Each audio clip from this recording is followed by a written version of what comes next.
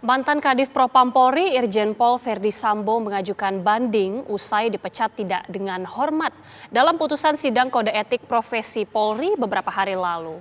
Menanggapi hal ini, Kapolri Jenderal Listio Sigit Prabowo menjelaskan yang bersangkutan mempunyai hak untuk mengajukan banding dan ini bagian dari proses. Saat ini berkas-berkas Verdi Sambo sedang dalam proses penyelesaian. Tentunya yang bersangkutan punya hak untuk mengajukan banding dan semua itu bagian dari proses. Dan nanti akan ada putusan lagi terkait dengan masalah permohonan yang bersangkutan. Pak, bandingnya diterima nggak, Pak? Ya kita lihat aja. Pak, kalau Pak Ibu Putri ditunda kenapa, Pak? Karena itu teknis kan, itu biar itu diserahkan kepada tim penyidik.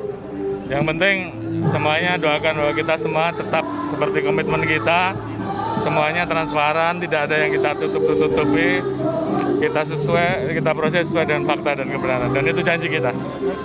Ya, terima kasih ya. Mantan Kadif Propam Irjen Polisi Verdi Sambo mengajukan banding atas keputusan pemecatan dirinya dari kepolisian. Nantinya keputusan banding bersifat final dan mengikat.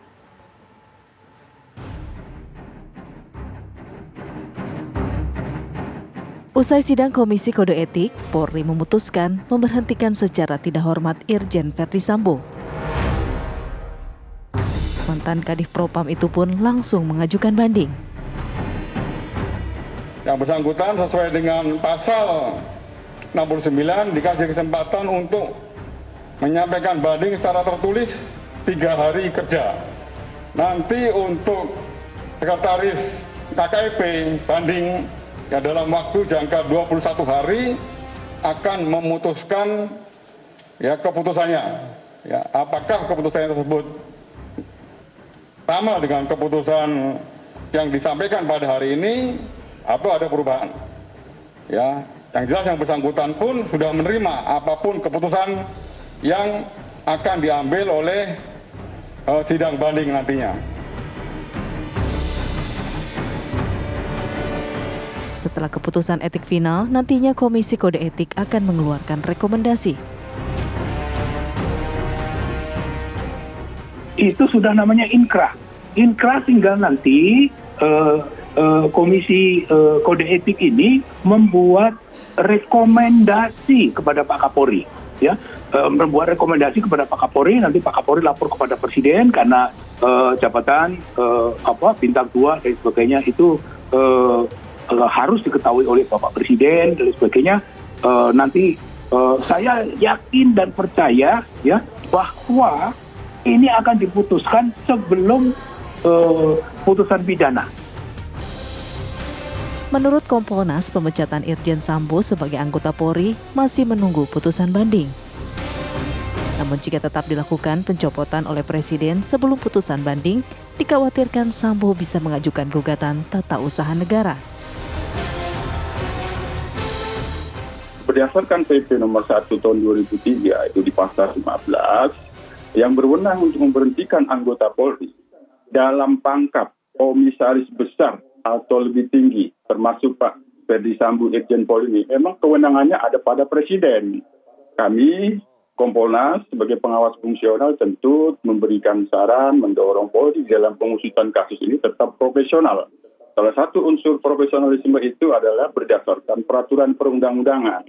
Sekarang sebenarnya bisa pemberhentian itu sudah dilakukan oleh Presiden berdasarkan putusan Komisi Kode Etik. Hanya kemungkinan karena haknya mengajukan banding berpeluang apabila itu dilakukan pemberhentian oleh Presiden dengan memberikan SK pengesahan administrasi pemberhentian, dikhawatirkan yang bersangkutan akan mengajukan tun. Ini yang tentu harus dihindari. Bagaimanapun tetap secara material dan formil peraturan pemerintah nomor 1 tahun 2003 itu yang mekanisme pemberhentian tidak dengan hormat itu terhadap anggota Polri didasarkan pada sidang Komisi Kode Etik Profesi Polri. Irjen Sambo sebelumnya mengajukan surat pengunduran diri kepada Kapolri Jenderal Listio Sigit Prabowo. Namun surat pengunduran itu ditolak karena Sambo menjalani sidang etik kepolisian. Dari Jakarta, tim TV One mengabarkan.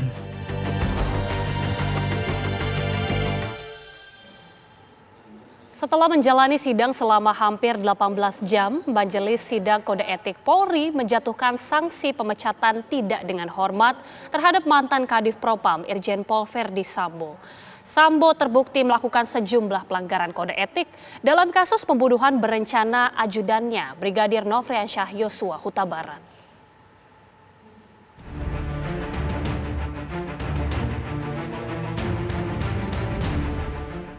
Kamis 25 Agustus 2022, mantan Kadif Propam Polri Irjen Verdi Sambo untuk pertama kalinya tampil di hadapan publik setelah sekian lama ditahan di Makobrimob.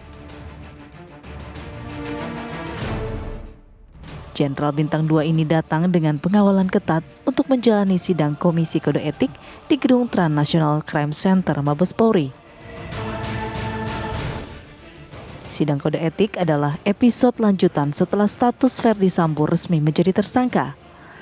Verdi Sambo masuk ke ruang sidang sekitar pukul 9.30 pagi menggunakan seragam dinas lengkap kepolisian.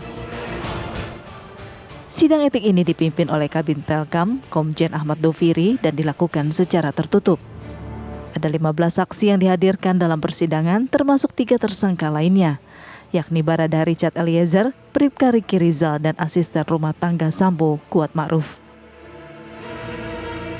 Setelah menjalani persidangan selama hampir 18 jam, Majelis Sidang Kode Etik Polri menjatuhkan sanksi pemecatan tidak dengan hormat terhadap Verdi Sambo. Sambo terbukti melakukan sejumlah pelanggaran kode etik dalam kasus pembunuhan berencana ajudannya, Brigadir Nofriansyah Yosua Huta Barat. Tak hanya sanksi pemecatan, Sambo juga dijatuhkan sanksi etik karena melakukan perbuatan tercela dan sanksi administratif berupa penempatan khusus selama 40 hari. B. Menjatuhkan sanksi berupa 1. Sanksi bersifat etika, yaitu perilaku pelanggar dinyatakan sebagai perbuatan tercela. 2. Sanksi administratif, yaitu A. Penempatan dalam tempat khusus selama 4 hari dari tanggal 8 sampai dengan 12 Agustus 2022 di Rutan Makobrimob Polri, dan penempatan dalam tempat khusus tersebut telah dijalani oleh pelanggar. B. Pemberhentian tidak dengan hormat atau PTDH sebagai anggota Polri. Setelah dibacakan tadi, apakah saudara pelanggar menerima atau mengajukan banding atas putusan tersebut? Izin Ketua dan Majelis Pak KEP, sebagaimana kami sampaikan dalam proses persidangan dan mendengarkan putusan, kami mengakui semua perbuatan dan menyesali semua perbuatan yang kami telah lakukan terhadap institusi Polri. Namun, mohon izin sesuai dengan pasal 9 PP 7 2022, izinkan kami untuk mengajukan banding. Apapun putusan banding, kami siap untuk melaksanakan. Baik.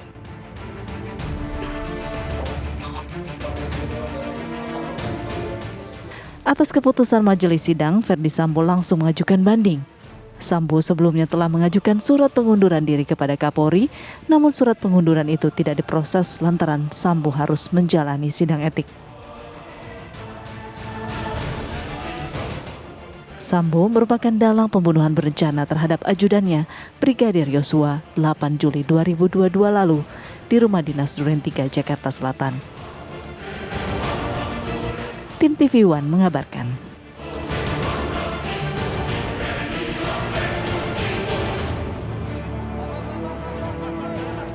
Untuk pertama kalinya, seluruh tersangka pembunuhan Brigadir Yosua akan dipertemukan dalam rekonstruksi kejadian pembunuhan Brigadir Yosua di rumah dinas Verdi Sambo pada Selasa lusa.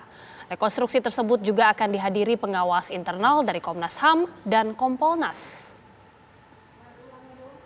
Karena pada hari Selasa, tanggal 30 Agustus, akan dilaksanakan rekonstruksi di TKP Duren 3 dengan menghadirkan seluruh tersangka, ya 5 orang yang sudah ditetapkan sebagai tersangka terkait kasus 340 Subsidiar 338, Junto 55 dan 56. Selain menghadirkan 5 tersangka dan juga tentunya didampingi oleh pengacara, nanti bersama ikut di dalam menyaksikan rekonstruksi tersebut adalah jaksa penuntut umum, kemudian juga agar pelaksananya juga berjalan secara transparan, objektif, dan akuntabel. Penyidik juga mengundang Komnas HAM dan Kompolnas. Ya, ini sesuai dengan komitmen Bapak Kapolri bahwa seluruh prosesnya ini harus juga untuk menjaga transparansi, kemudian menjaga objektivitas. Kita mengundang pengawas dari eksternal, yaitu Komnas HAM dan Kompolnas. Pemirsa, saat ini Polri telah menetapkan 5 tersangka dalam kasus pembunuhan Brigadir Yosua Huta Barat. Berikut grafis selengkapnya.